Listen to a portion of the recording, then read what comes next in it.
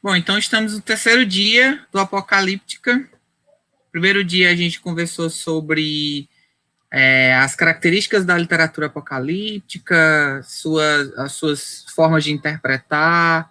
Conversamos um pouco sobre o livro do Apocalipse, né, o escritor, sobre o conteúdo, a época, e discutimos algumas características dessa literatura. No segundo dia, a gente se concentrou em conversar sobre o livro de Apocalipse, do Novo Testamento, né, a gente elencou alguns elementos mitológicos e discutiu, né, a característica, a simbologia, e lembrando que a gente está fazendo alguns recortes, né, não dá para abordar tudo. Do mesmo jeito hoje, o terceiro dia a gente vai falar de outros apocalipses, né, então a gente vai falar de outros textos que tratam sobre o assunto, né, do Apocalipse, como a gente viu no primeiro dia, foi uma literatura que durante um determinado período foi muito comum de ser escrita. Alguns autores até falam que poderia ser até uma forma de pregação também, né? Então, textos criados para uma pregação com um formato específico de uma estrutura apocalíptica. Então, a gente vai falar desses outros textos, tanto os canônicos quanto os apócrifos. Aí, de novo, a gente fez um recorte, porque não dá para falar de tudo, tem muitos desses textos, né? Principalmente os textos apócrifos. Então, a gente fez uma seleção de alguns textos canônicos e alguns textos apócrifos, e a gente vai falar um pouco sobre eles. E aí a gente vai se concentrar mais em falar da narrativa, já que provavelmente são textos que as pessoas não conhecem muito bem, né? Então, a gente vai focar mais na apresentação dos conteúdos que estão nesses apocalipses, para a gente conversar sobre isso.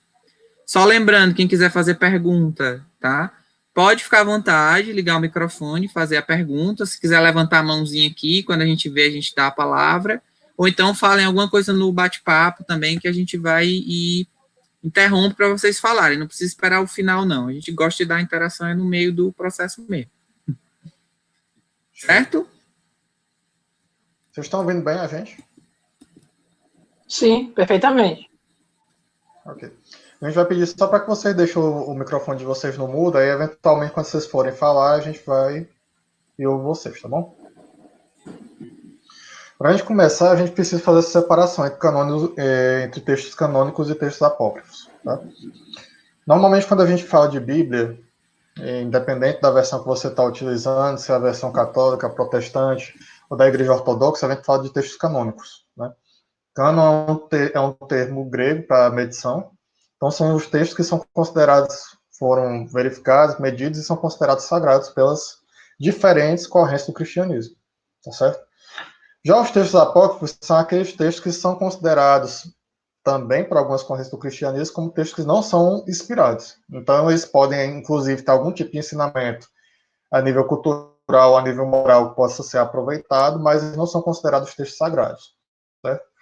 Antes da formulação do cânon, tanto o cânon judaico ser consolidado na Septuaginta, como os cânones posteriores, você tem muitos desses textos que eles eram de conhecimento cultural amplamente difundido.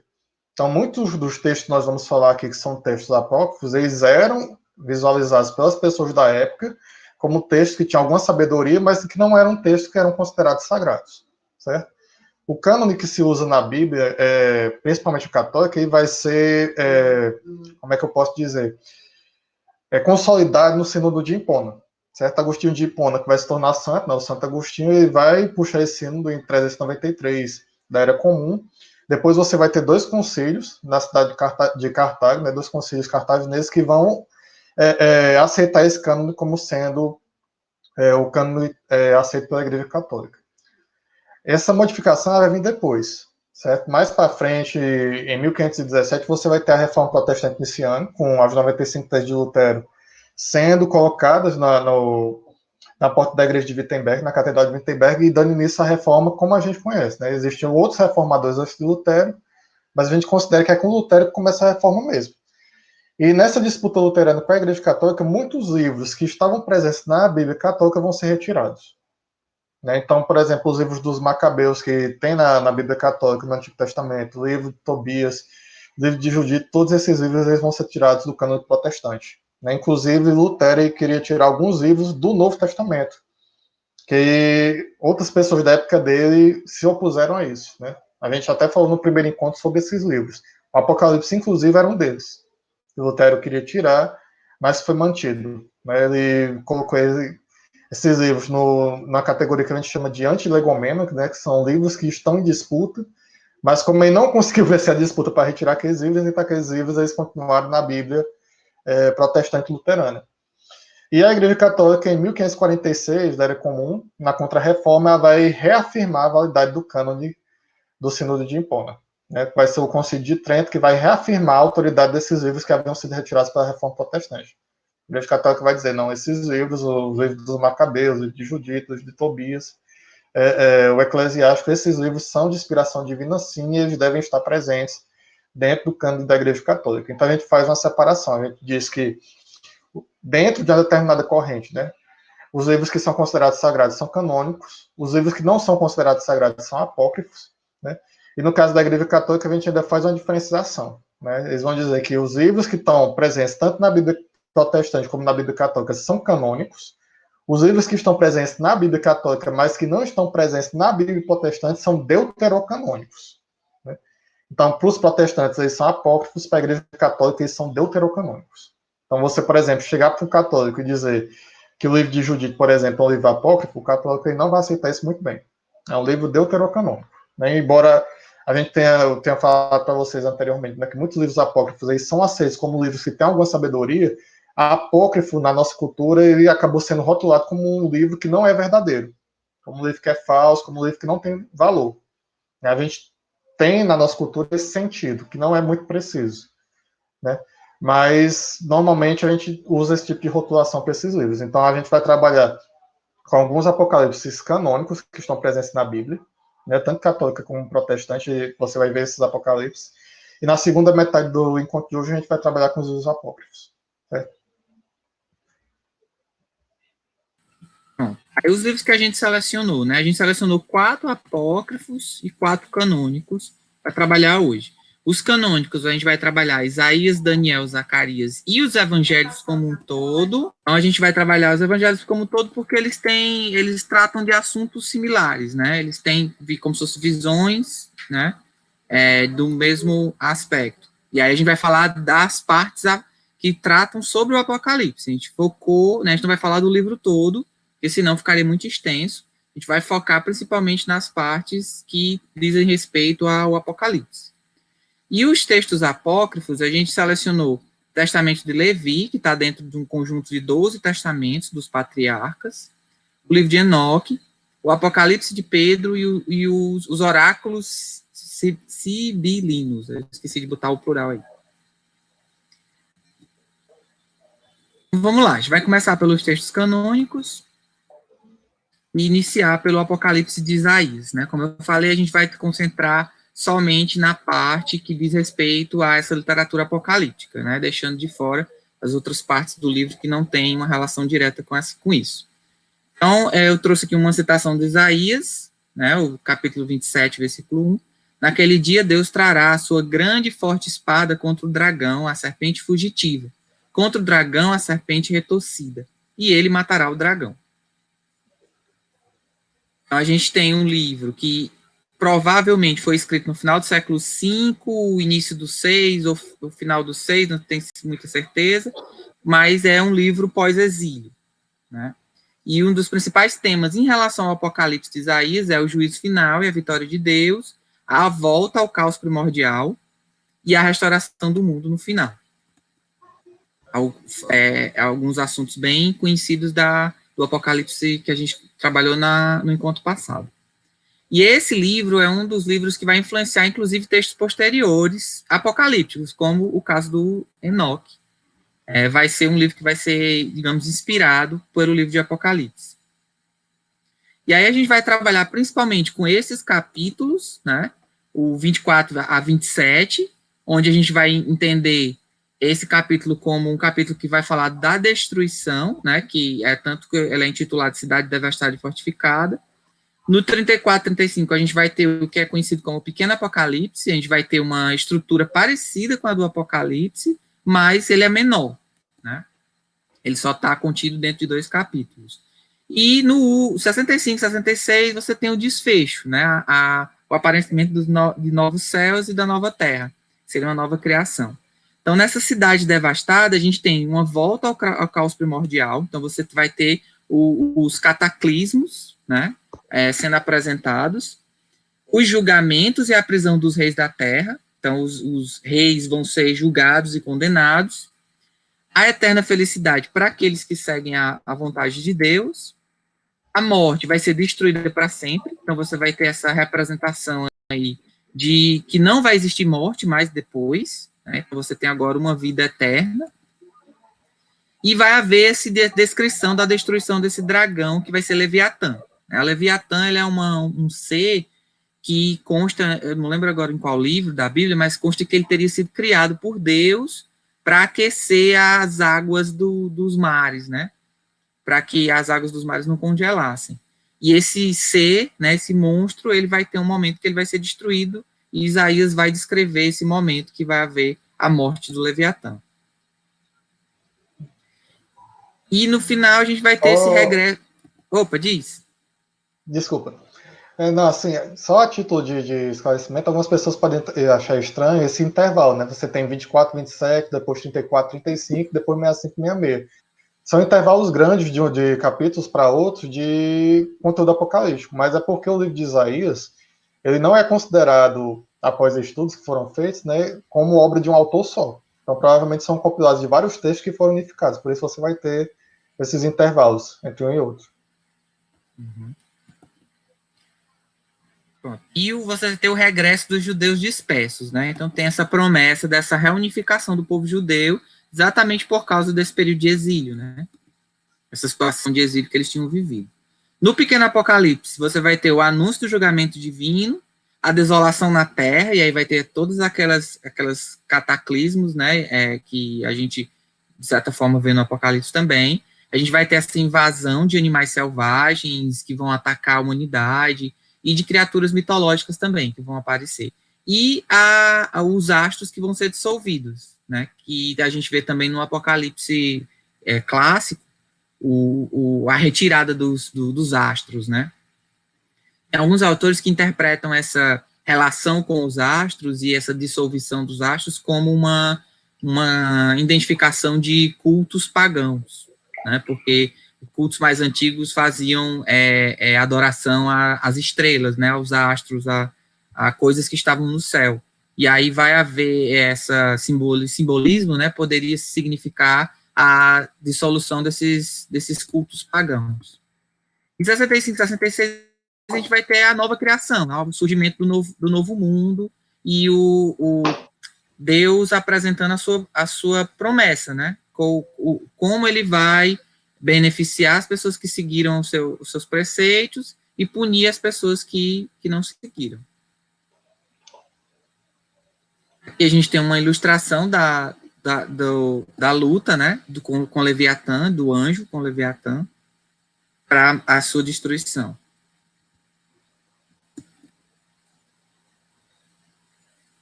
Agora a gente vai falar do Apocalipse de Daniel.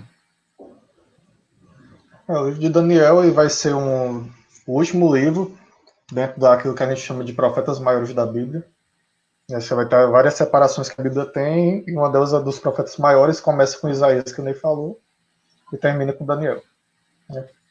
E o interessante nesse trecho que a gente separou, de Daniel 7, a partir de Daniel 7 você tem uma série de profecias consistentes em relação a períodos que a gente considera de final de tempo, de final de mundo, de caráter apocalíptico, né?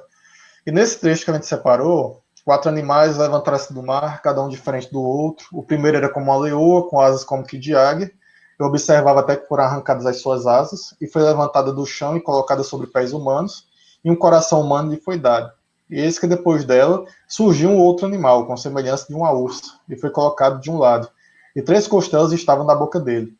E o animal deixa assim: levante-te e devora muitas carnes. E depois destes animais, eu estava vendo outro animal como um leopardo, e 4 asas de ave estavam nele. E o animal tinha 4 cabeças, e foi-lhe dado uma língua para falar. Depois destes animais, eu continuava vendo em visão noturna um quarto animal aterrador, e o terror dele era excessivo em força. Tinha grandes dentes de ferro, comia e esmagava. Calcava o chão em volta com os pés, diferentemente se comportava em relação a todos os outros animais e tinha 10 chifres. Por que esse trecho foi relevante para a gente? Porque ele faz ligação direta com uma visão que a gente viu no Apocalipse de João na semana passada, né? Você tem esses 4 animais, seja o leopardo, leão, urso e um animal terrível, que ele retrata no final, né? Ele não diz exatamente o que é, mas diz que é esse animal terrível. E no livro de Apocalipse, quando a gente estudou na semana passada, a gente viu que a besta que emergia do mar, ela tinha patas de urso, tinha o corpo e a aparência de leopardo e a boca de um leão, né? Então, são os mesmos animais que são utilizados em caráter simbólico. Normalmente, com a interpretação que o pessoal, teologicamente, dá a esse trecho, né? Eles vão dizer que são os 4 reinos que vão suceder a dominação ali na região do Oriente Médio, do Mar Mediterrâneo, os 4 impérios que vão suceder, né? O leão com as asas seria a Babilônia, o urso seria o Império Medo-Persa, depois você vai ter o leopardo de 4 cabeças sendo o Império Alexandrino, né? Que quando Alexandre morre é repartido entre os 4 generais dele, então cada cabeça seria um general, e esse monstro, que não tem descrição, seria o Império Romano. Normalmente essa é a interpretação que o pessoal dá. Mas mesmo assim ela mantém um caráter apocalíptico. Mesmo você tendo essa ligação histórica que teologicamente normalmente se dá, você vai ter outras profecias que elas têm um caráter mais permanente, né? Como é que se diz? De substituição de impérios. A gente vai ver uma delas já já, uma das principais, que é a profecia das 70 semanas.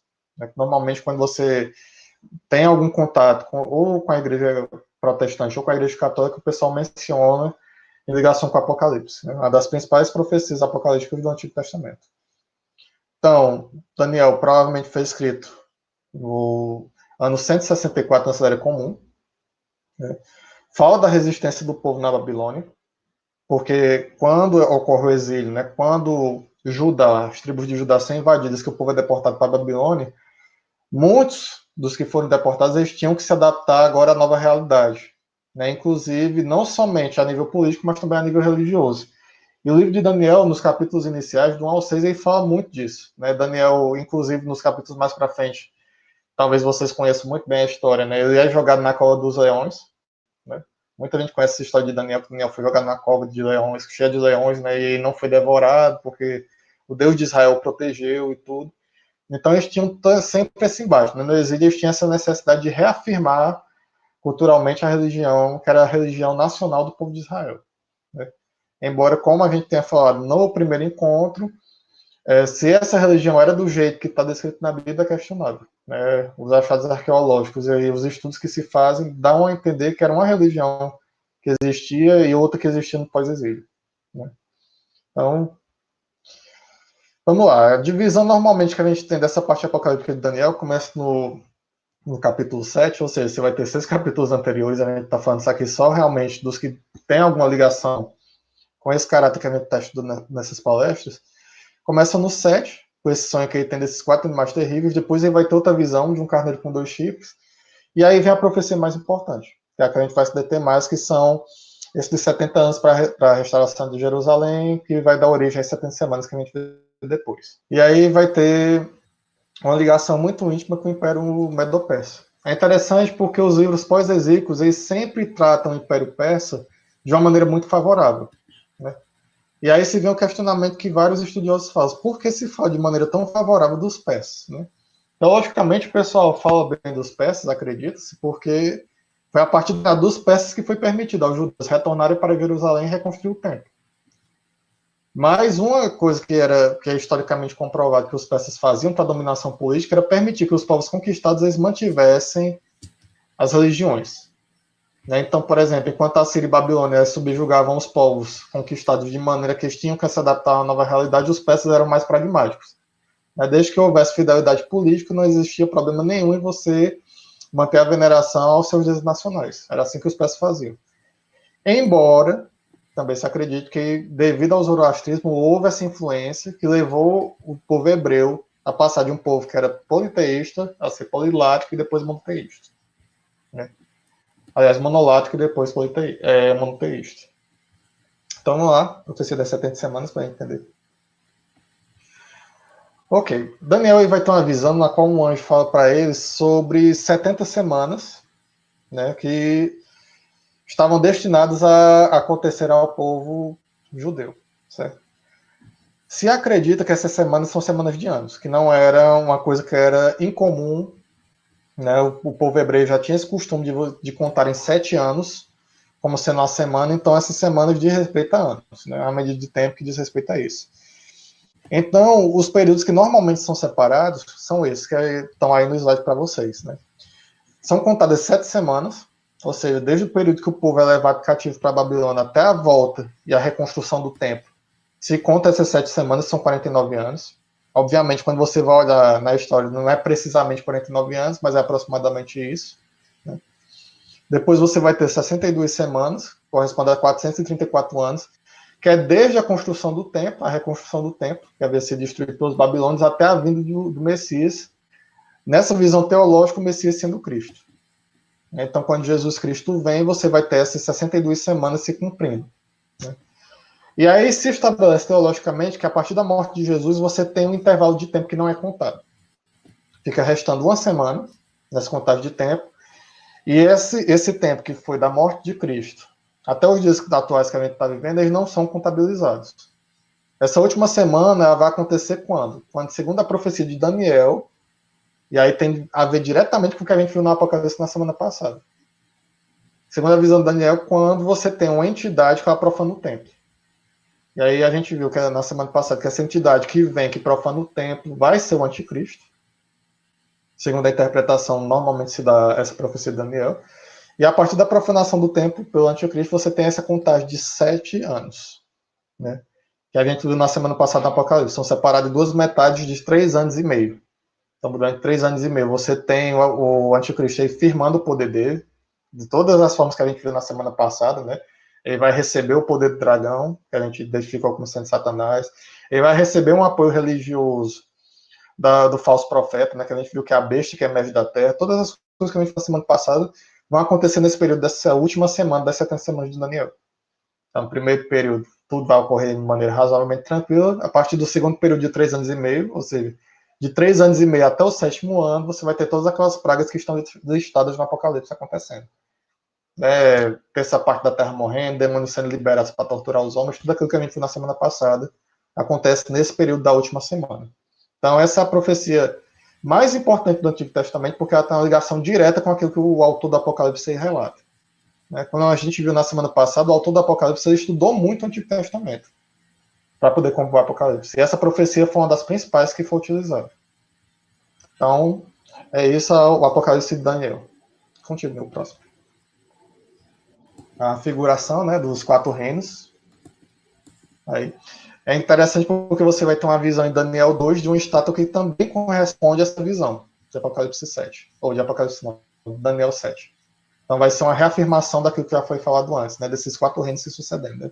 Babilônia, Medo-Pérsia, o Império Grego Macedônico e depois Roma. Agora a gente vai falar do Apocalipse de Zacarias.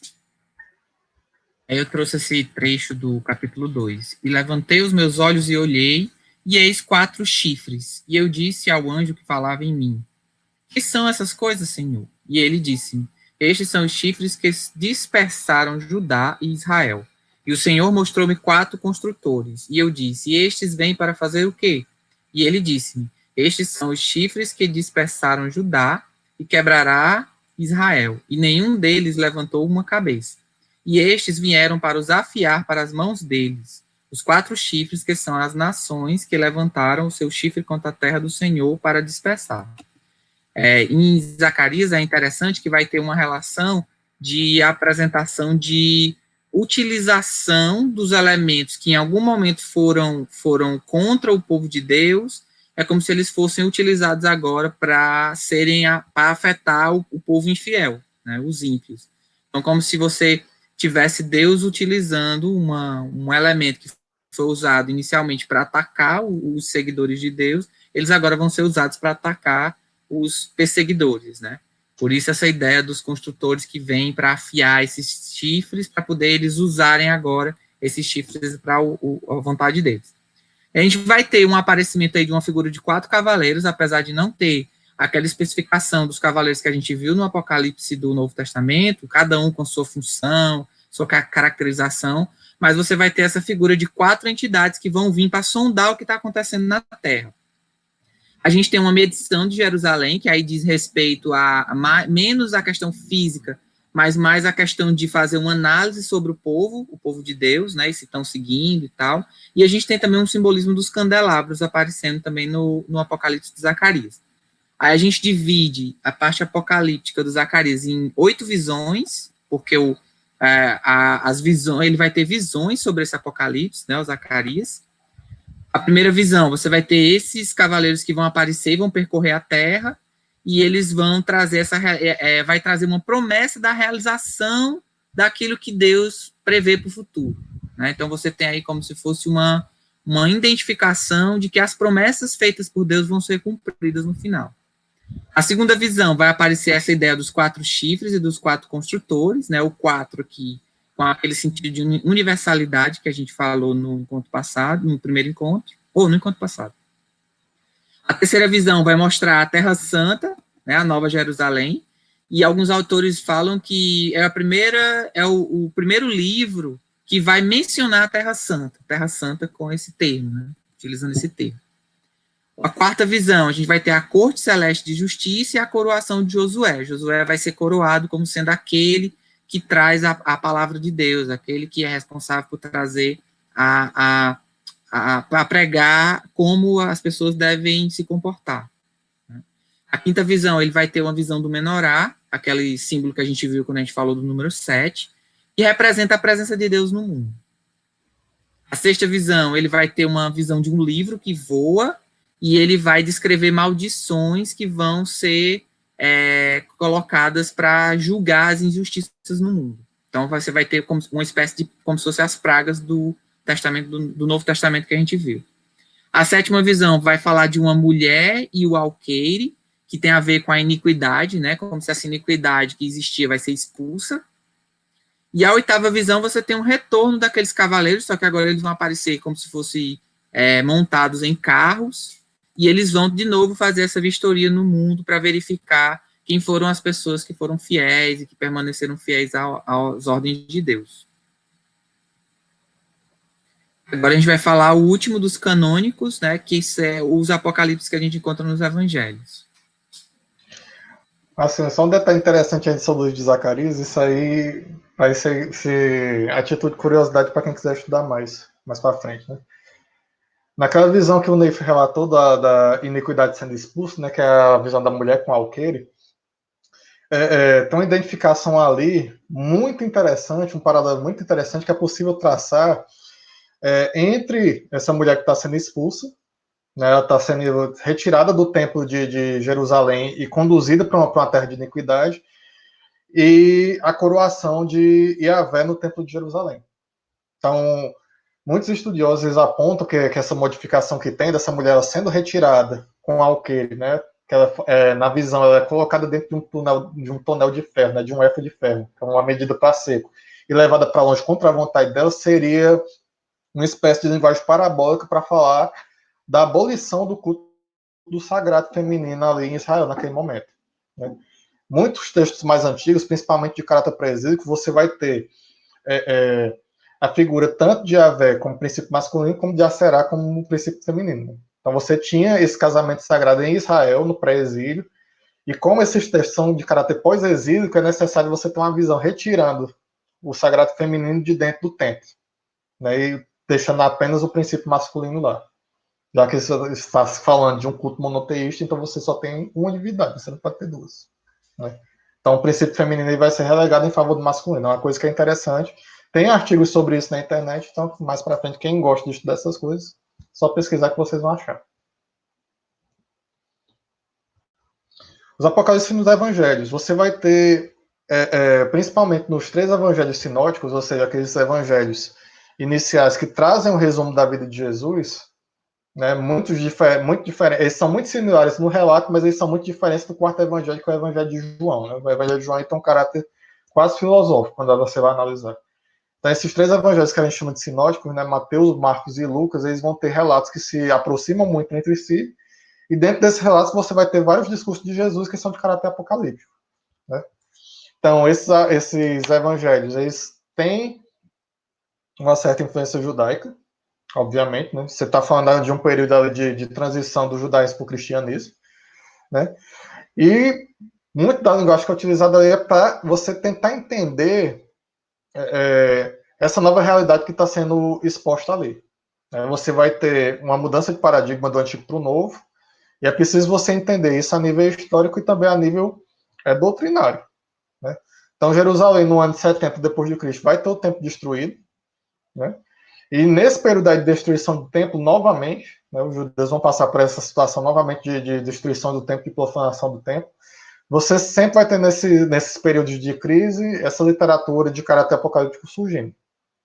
Né? Então, para entender isso aí e para você, como é que se diz, consolidar a nova fé que está se formando ali, você precisa entender a destruição do templo, entender o que significa Jesus ser o Messias. Né? Como a gente falou no primeiro encontro, vai levar assim, um tempo até que no concílio seja realmente ratificada a divindade de Cristo, mas os evangelhos eles vão ter essa característica de reafirmação dessa divindade, de preparação dos cristãos para o retorno de Jesus mais para frente, né?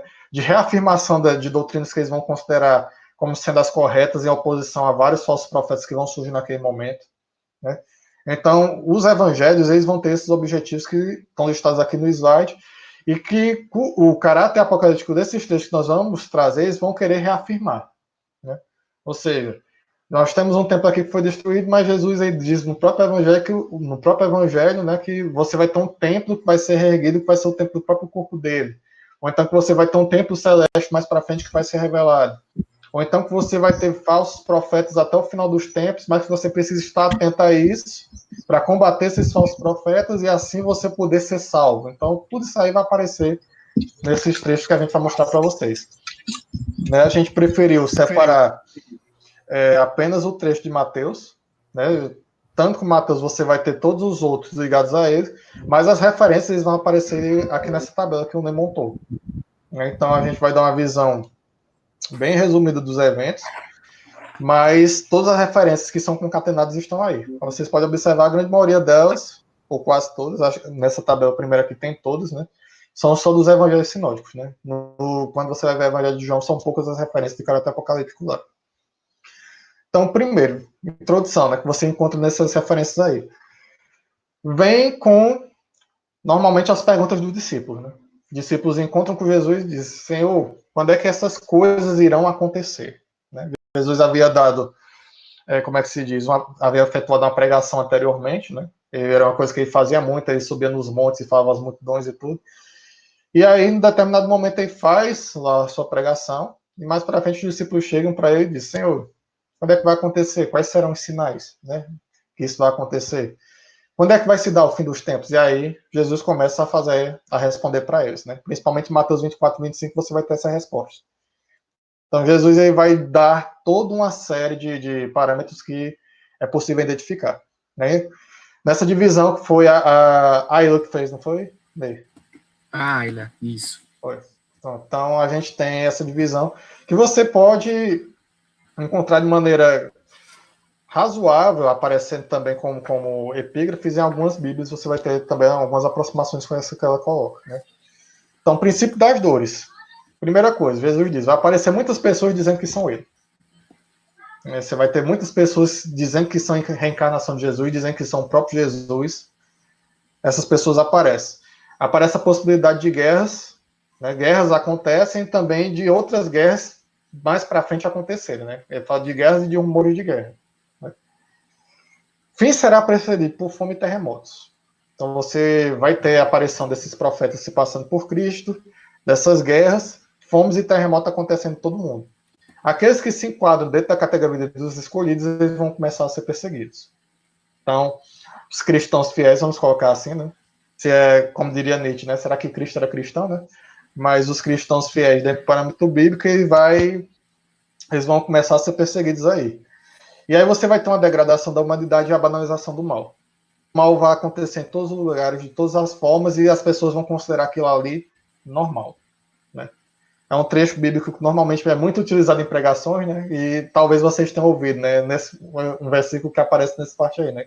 Que diz, por se multiplicar a iniquidade, o amor de muitos vai esfriar, né? Porque o mal se banalizou, está em todo lugar, então as pessoas tratam o mal como uma coisa normal, né?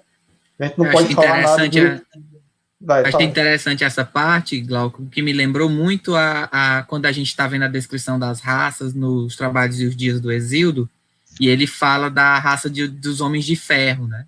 E aí ele fala que é uma raça onde as pessoas vão fazer o mal e esse mal é banalizado, né? As pessoas vão, com a lei nas mãos, vão roubar o que as outras pessoas têm, né? Não vão respeitar o pai e a mãe. Ele fala várias coisas que tá totalmente ligado com esses aspectos que a gente está falando aqui, de banalização do mal, né? Isso é maravilhoso, porque, por exemplo, quando a gente for ver o livro de Enoque, a gente vai ver que muita coisa de Trabalhos e os Dias são repetidos lá no livro de Enoque. Então vai ser bem interessante isso aí. Sim, aí o mal se torna uma coisa banal, né? Então, para que nós perdemos tempo, por exemplo, falando de torturados na ditadura, né? Se a ditadura é uma coisa normal, todo mundo morre o tempo todo, né? Então a banalização do mal acontece aí nesse momento. Você vai ter, você vai ter a aparição do anticristo, né? Eu botei entre parênteses por quê essa interrogação? Porque nesse trecho de Mateus, Cristo fala o seguinte: quando surgiu o profanador que está descrito em Daniel, aí você tem lá um parênteses aqui, né? Aquele que lê, entenda, né? Então, Mateus ele diz assim: quando aparecer aquele profanador que está descrito em Daniel, quem está entendendo sabe quem é, né? Como se ele dissesse assim, é óbvio, né? Então, coloquei aí como se fosse a aparição do anticristo. E aí começa o período que o próprio Cristo chama de grande tribulação, né? Ele vai dizer, é um período de grande dificuldade, é um período de grande sofrimento, como nunca houve igual no mundo. Ele fala, tudo que aconteceu no mundo até aí, todas as desgraças, todas as tragédias, perto disso que vai acontecer é fichinha. Essa aqui é que é grande, o grande problema acontece aqui. E aí diz, cara, o negócio se tornou tão grande, tão problemático, tão destrutivo, que se o tempo não fosse encurtado, ninguém ia se salvar. Então ele vai dizer, o tempo ele é diminuído, é estreitado, para ver se as pessoas se salvam, porque senão não se salvaria ninguém. Isso é o próprio Cristo que fala, né? E aí vai dizer, nesse período, ele reafirma de novo, você vai ter uma proliferação de falsos profetas e de falsos messias em todo lugar, né? Ele inclusive diz, se alguém disser que é um Messias, não acredite. Se alguém disser que o Salvador do mundo está ali, não vá, né? Ele vai dizer, porque a minha volta, o meu retorno, ele vai dizer, a volta do Filho do Homem, ela vai ser um evento amplamente conhecido. Ele vai dizer, todo mundo vai saber que está acontecendo essa volta. Ninguém vai ficar com dúvida de que será que é? Não, todo mundo vai saber que é. Ele diz, do mesmo jeito que você vê um relâmpago que aparece no Oriente se manifestando também no Ocidente, ele vai dizer, assim é a vinda dele, né? Todo mundo vai saber que está acontecendo, né? E aí vai dizer que esses sinais vão se seguir, né? Ele vai dizer, quando ele retorna, que todo mundo sabe que retornou, então todas aquelas pragas que ele já listou antes, elas acontecem, né? No Apocalipse de Isaías, elas acontecem aqui também, né? Estrelas caindo do céu, sol desaparece, lua desaparece, né? Tem eventos no céu que deixa claro que ele retornou, e ele vai aparecer para todos. Então todos vão saber que Cristo retornou. Então, voltando a uma pergunta que foi feita por várias pessoas na semana passada, né? Estamos vivendo Apocalipse agora? Biblicamente falando, não estamos. Porque se tivesse, Jesus teria voltado e todo mundo saberia que ele voltou, né? Ficaria claro para todo mundo, segundo o que está escrito nessas profecias aqui, né? Só que esse retorno aí vai ser repentino, né? Fala-se que as pessoas vão estar vivendo normalmente suas vidas. No nosso caso, nós não estamos vivendo normalmente nossa vida, então já é outro indicativo de que não é, né? Mas segundo a profecia de Mateus, todo mundo vai estar vivendo sua vida normalmente, até que um belo dia, pum, acontece. É repentino. E aí, como você não ser surpreendido, né? Uma coisa que Cristo vai dizer o tempo todo, você precisa estar vigilante, você precisa estar atento, você precisa ser fiel o tempo todo àquilo que está sendo ensinado a você, para que quando esse evento que é repentino acontecer, você está salvo, você está preparado para tudo que vier acontecer depois, né? E ele termina esse trecho com uma advertência.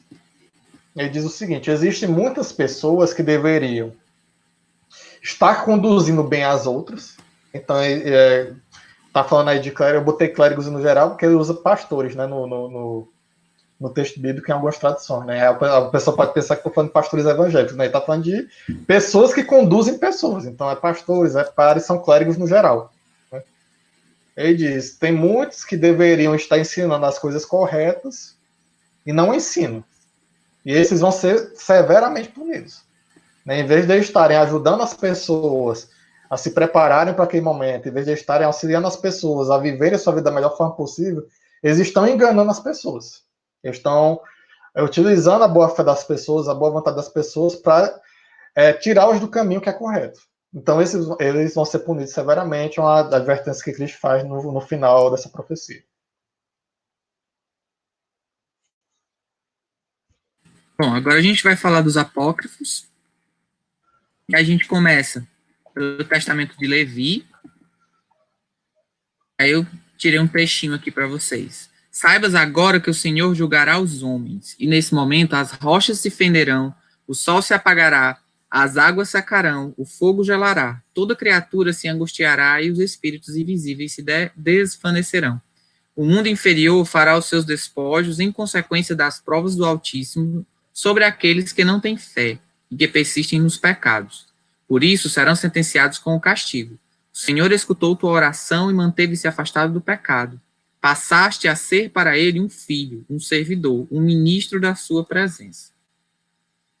O Testamento de Levi é um dos testamentos dos 12 patriarcas, né? A gente vai ter essa literatura que é como se fosse o legado que os 12 patriarcas teriam deixado, e é muito comum nesse texto você encontrar ele, o patriarca, falando com seus descendentes, como se fosse deixando as orientações que ele considera importantes para os descendentes continuarem o legado dele. Teria sido escrito na metade do século II, antes da era cristã, mais ou menos, e os temas principais é o novo sacerdócio através dos descendentes, né?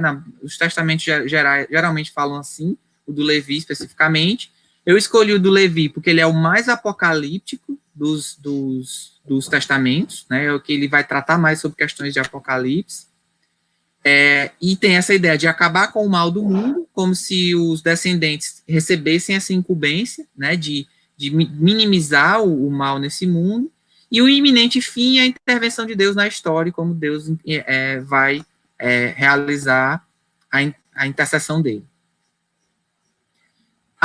Os testamentos podem ser divididos em 5 categorias, né, em 5 momentos. Um preâmbulo, que vai apresentar mais ou menos a situação que tá se apresentando ali naquele testamento. A parênese pseudo-histórica, ele vai fazer uma espécie de história daquele patriarca, tudo que ele fez, e por onde ele andou, e as coisas que ele realizou, e etc. A espera do futuro, ele vai falar o que ele espera do futuro, o que ele espera que Deus vai trazer no futuro. Um discurso de adeus, ou seja, normalmente esses testamentos acontecem no momento de morte do patriarca. Então, é como se você tivesse aquela pessoa que está prestes a morrer, que vai declarar o que ele acha que deveria ser importante os descendentes dele saber. Eu me lembrei agora do texto do Platão, do Sócrates, né, quando ele está perto de morrer, de tomar a bebida para morrer, ele vai fazer uma fala sobre o que ele espera que os filósofos dele, né, os filósofos continuem fazendo. Então, tem uma ideia aproximada. E no final, ele normalmente apresenta o relato de como aquele patriarca morreu. Então, é uma estrutura mais ou menos comum. E, às vezes, há uma intercalação entre esses momentos, né? Por isso que tem alguns momentos aí, alguns trechos que você acaba voltando, tá? É a apologia a Sócrates, verdade. E aí, no preâmbulo, a gente vai ter o Levi dando ordens a seus filhos e apresentando para ele o que ocorreria, os acontecimentos que ocorreriam até o dia do juízo. Na parênese, ele vai falar da história particular dele, mas os elementos apocalípticos, ele vai falar da injustiça dos homens que ele vê, né?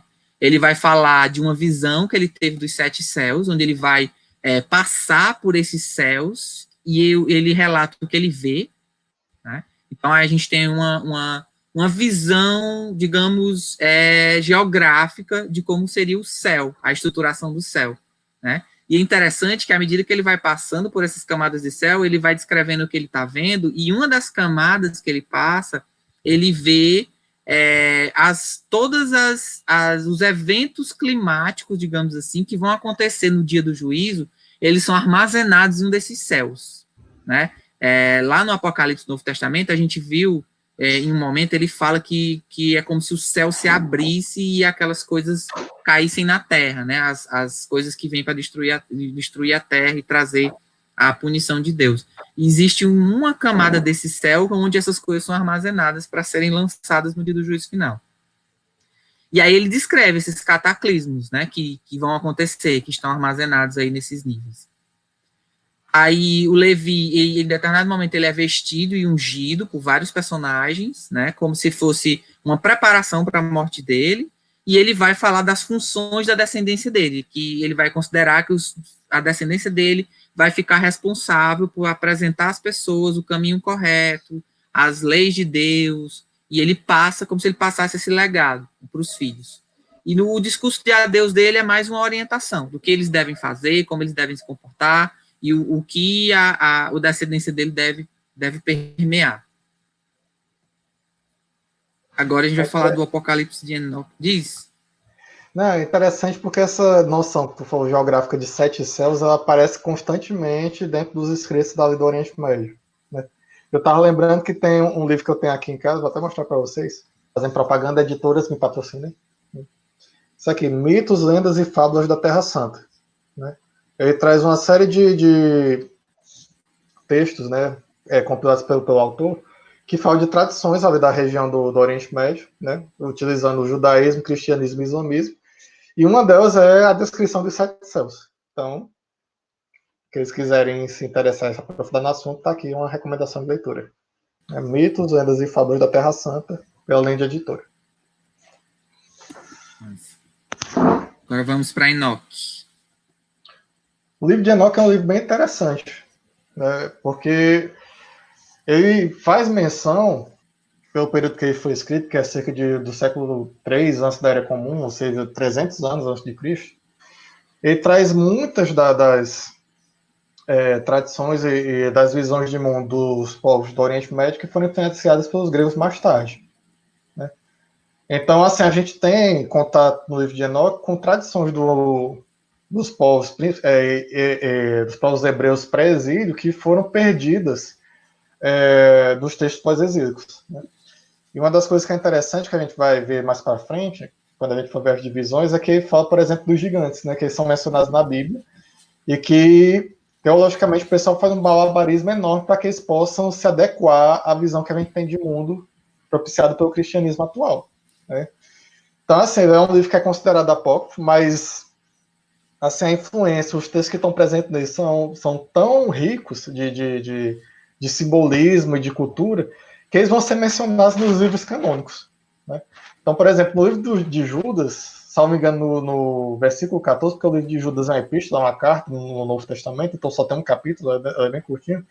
Salvo engano, no capítulo 14, você tem uma menção ao livro de Enoque. Aí vai dizer, Judas fala, né, escrito da carta fala, né, assim como Enoque profetizou, isso Enoque profetizou, mas na Bíblia não diz que Enoque profetizou mais, porque o livro de Enoque não está lá. É um livro apócrifo que é mencionado por um livro canônico. Né? Então, quais são uma coisa interessante, Glauco, que tu falou, é que normalmente esses seres assim, como os gigantes, os ogros, né, eles são normalmente representações simbólicas para o mal, né? Por exemplo, a gente vai ver na mitologia nórdica, é muito comum o aparecimento de gigantes representando esse antagonista, né? Esse opositor aos deuses, e inclusive vão ser os deuses vão lutar no Ragnarok, vai ser contra os gigantes, né? Gigantes de fogo, gigantes de gelo. A gente vai ter nos contos de fadas, né? O aparecimento do ogro como essa figura do mal, né? Então é uma representação simbólica para um elemento que é o mal, né? Gostaria de falar. A logista quer falar. Pode falar. Oi, desculpa, só para eu também fiquei pensando no Titãs. Os titãs na mitologia grega também tem esse simbolismo, né? Cronos, que era devorador, e essa coisa mais animalesca, né? Eu acho também casa um pouco com essa ideia do ogro que você falou. Era só esse adendo aí. Exato, os titãs têm um sentido voltado mais para aquelas forças incontroláveis, né? Que também a gente pode dizer que tem essa relação com o ogro, com o gigante também. No caso específico do que a gente está falando aqui, né, de uma religião que tem o dualismo do bem e do mal, aí normalmente você já direciona esses aspectos do mal, né?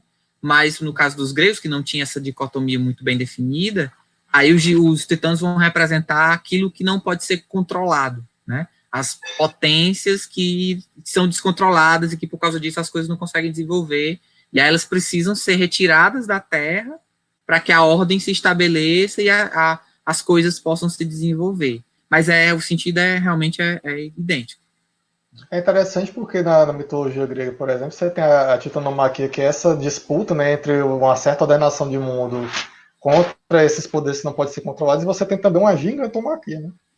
Você tem um conflito Isso. contra os gigantes também, né? Que representa também esse poder destrutivo.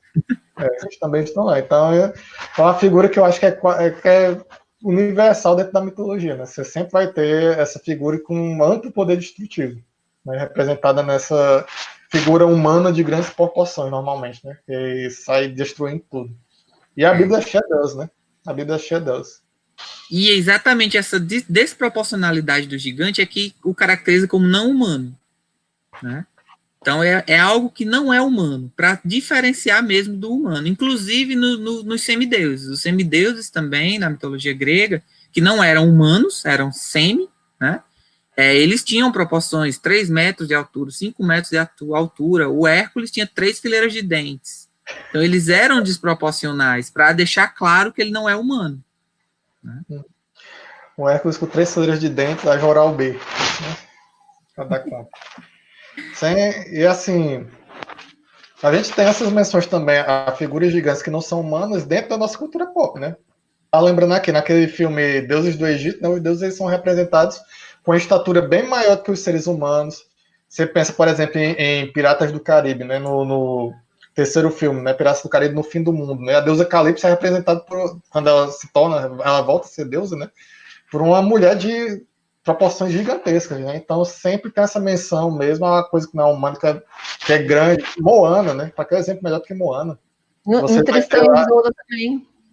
Como? Tristão e Isolda também. Que o Morholt era o gigante que lutou com o Tristão, né? E ele acabou morrendo, né? Mas ele era tipo assim, me lembra muito a ideia de Davi e Golias, essa ideia de Tristão e o Morholt, né?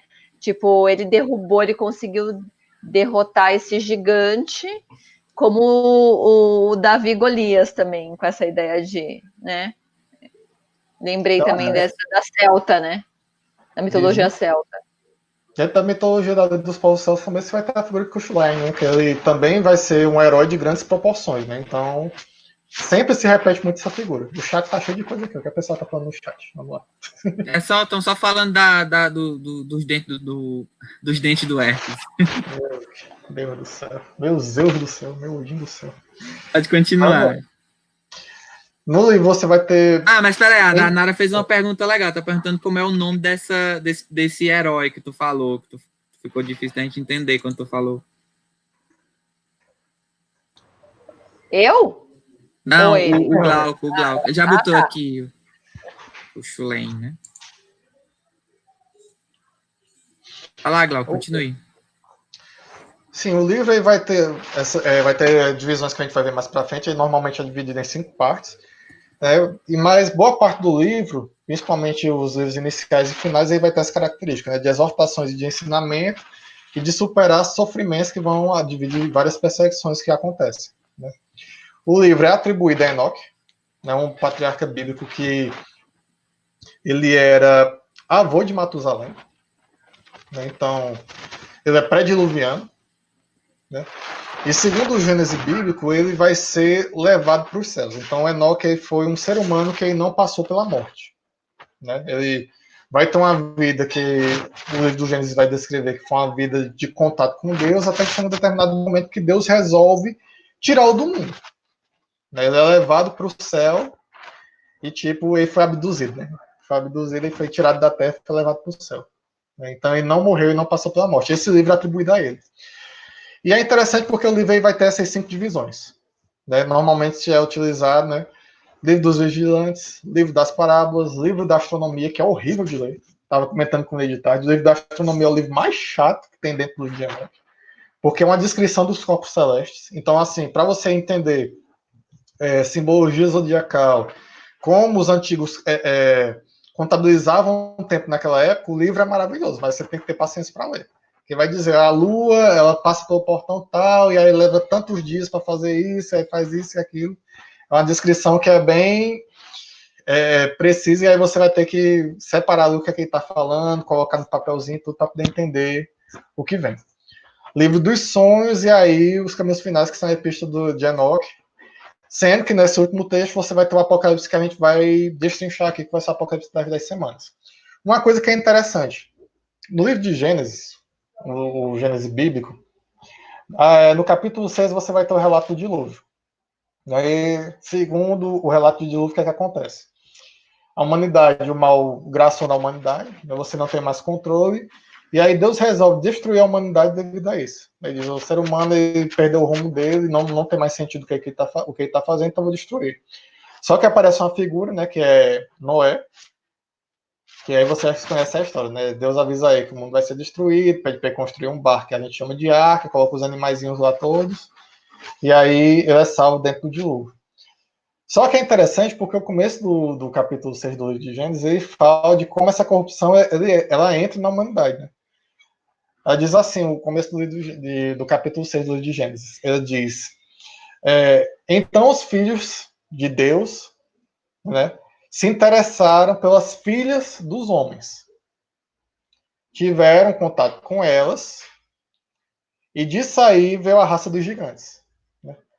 Normalmente, teologicamente falando, no cristianismo de hoje em dia, o pessoal coloca filhos de Deus como sendo a descendência de Sete, né, que era um filho de Adão, que veio para substituir Abel, que foi morto por Caim.